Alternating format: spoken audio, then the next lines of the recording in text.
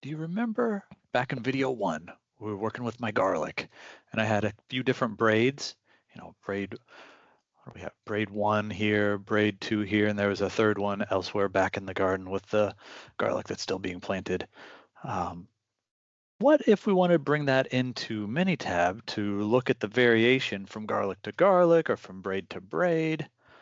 Like, what are the thoughts that you have to even get started using Minitab? Okay, so Minitab's a column-based software. We're going to need a column of measurements to describe remember I was doing the circumference of the garlic heads, and you can have another column to describe where they came from, like the braids or the numbers. I started one of these, and I'll show you how you can use it. By the way, at the bottom of the file menu, you've got a chance to bring up recent data sets that you worked on. Okay, here it is. And by the way, also in the file menu, if you ever have trouble copying, pasting stuff from Excel in here, like a lot of people do that, just so you know, the open wizard, it's much, much better for opening Excel data sets. Okay, it brings in like a little preview of it and does all kinds of extra neat things to make sure it's better than copy and pasting. Also, you can open from a drive, you can open from OneDrive, you can open from Google Drive, just give it your credentials, it'll let you right in. You can even query databases if they're ODBC compliant, if that's the appropriate way to say that. But for today, we're just making our own data. We're just opening Minitab. We're trying to think about typing some things in. Simple. So here's my column for the circumference. I've already done a couple different braids here, and I'll show you how I'm going to do the third one. So like just entering the third braid, we'll type 3 there. We'll type, garlic ID number 16, the 16th one, just the next one in the series, and its measurement. Remember, we did this measurement system analysis last video, and it said like plus or minus a couple of millimeters. So not bad. I think it's good enough. I got a 166 there. If you know you're going to be capturing several data points, or even if you capture all the measurements first and then you need to fill in the table later, there are some simple tricks to help you with that. I'll show you real quick. Like I had a 145, 132, and by the way, on that one, it was oblong. It was very difficult to measure, so that was an oddball. I'm not sure about that one. 171, 169, 161, 158. Those are all the garlic grade 3 measurements. And if you want to continue a sequence, I mean, a lot of people don't know that little trick exists. Just highlight a few in a sequence before it, grab that little arrow or that dot that forms, drag it. It's going to continue the sequence for you. I think if I just highlight this 3 and drag it, because I don't highlight a sequence, it should just make 3s. Yeah, that works too. So just a simple little trick for you, make things a little more efficient. We're going to analyze some of these. Let's do some different graphs. I will show you maybe Graph Builder first. This was introduced a few versions of Minitab ago. I think eventually I'm going to love my old favorite individual values plot. Okay, everybody's got their favorite, right? That's one of mine. You can do a lot of things with that. But Graph Builder, just in case you want help getting familiar with that giant menu of graphs, like Graph Builder makes it simple. You can just drag your data in, and it's going to show you all the different graphs applicable for that data type. And if you wanted to drag in more data, you'd see different chart types, different options. Like this is interesting. Just the order in which I collected the garlic data on the x-axis and the circumference, the y value on the y-axis. That's what it looked like. Looks somewhat random. I guess if I'm just trying to identify patterns here, it looks kind of like this middle section has a lot more high values than the first section. I don't even remember how many braids were in, how many data points were in the first braid, but yeah, that looks like there could be something going on there. Maybe there's some braid to braid variation. If you did want to do things like group things, you can drag those in. Now you'll see braid 1, the blue dots, braid 2, the red diamonds, braid 3, the green squares. I think that's a pretty good graph. That explains a lot. I'll create that one. Make it a little bigger.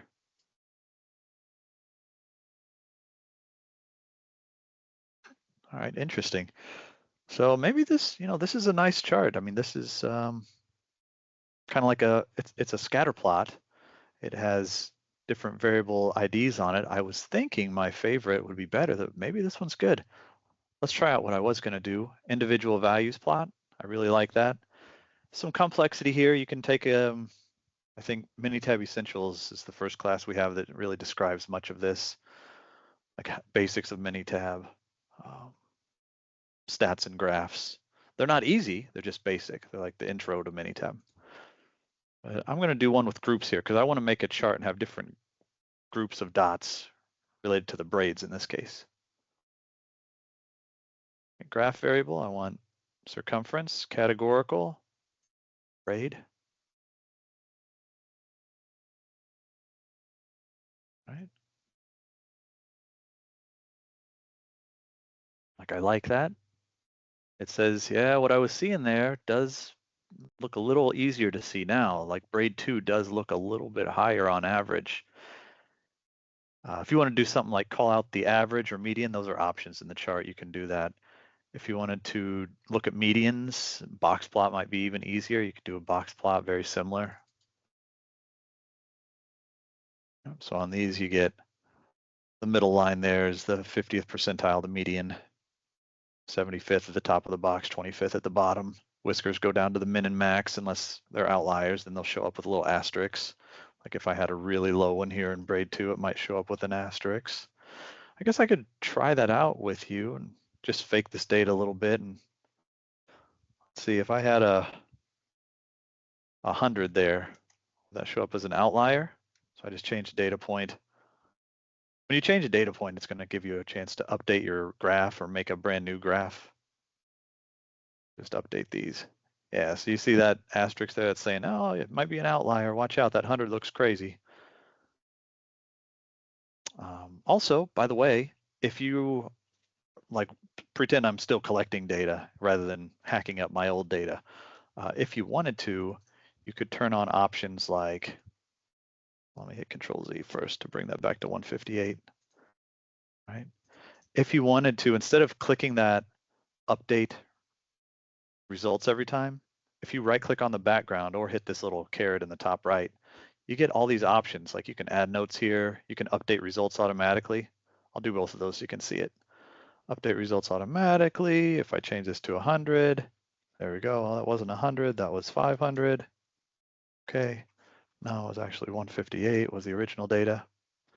So if you're like at the bottom here and you're just measuring and you'd love this graph to update as you're in the lab, measuring whatever your product or process is, that's a good trick. Right click the background, update results automatically.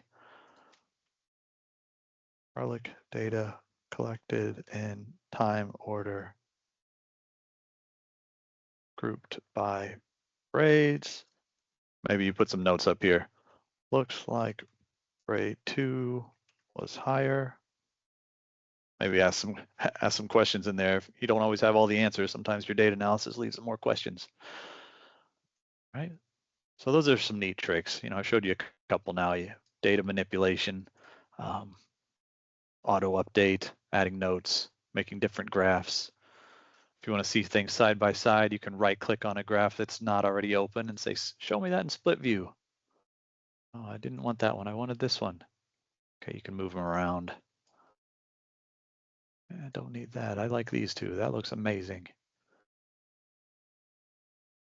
There's all kinds of tricks like that.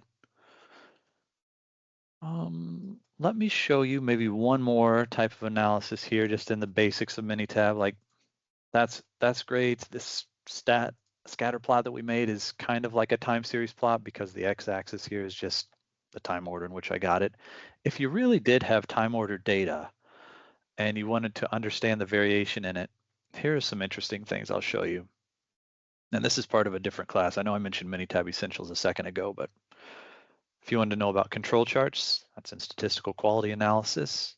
But if we had individual data points and we collected them like I just described, you could make a control chart like this. So this is actually the same data as we looked at in the scatter plot. The individual values, that same y circumference. This is the observation number, just like I showed on the other one. But you'll see the dots are connected like this. A green line is drawn through them. That's the average, the overall average of the data set. And upper control limit and a lower control limit are given there to say, all right, this is the normal variation of the process. Now, if there were no subgroups in this data set, this would be a good way to think about the type of variation shown here. Like it would help show, I call them outliers on the other graph here, we call it out of control points. If we had that 100, it would show out below the red line, right? And we'd see that as out of control. In this case, I kind of do have different groupings of data, so it may not be applicable to throw them all on the same chart here.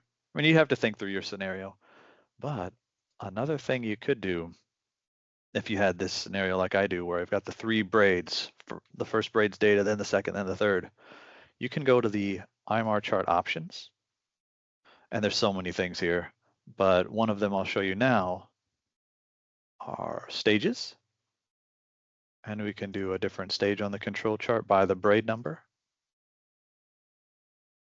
and now we'll have different control limits for each braid. One thing I like to think through here is like if we had control limits for braid 2, and this is the variation expected from wherever I got these, maybe that was a different section of the garden, for example.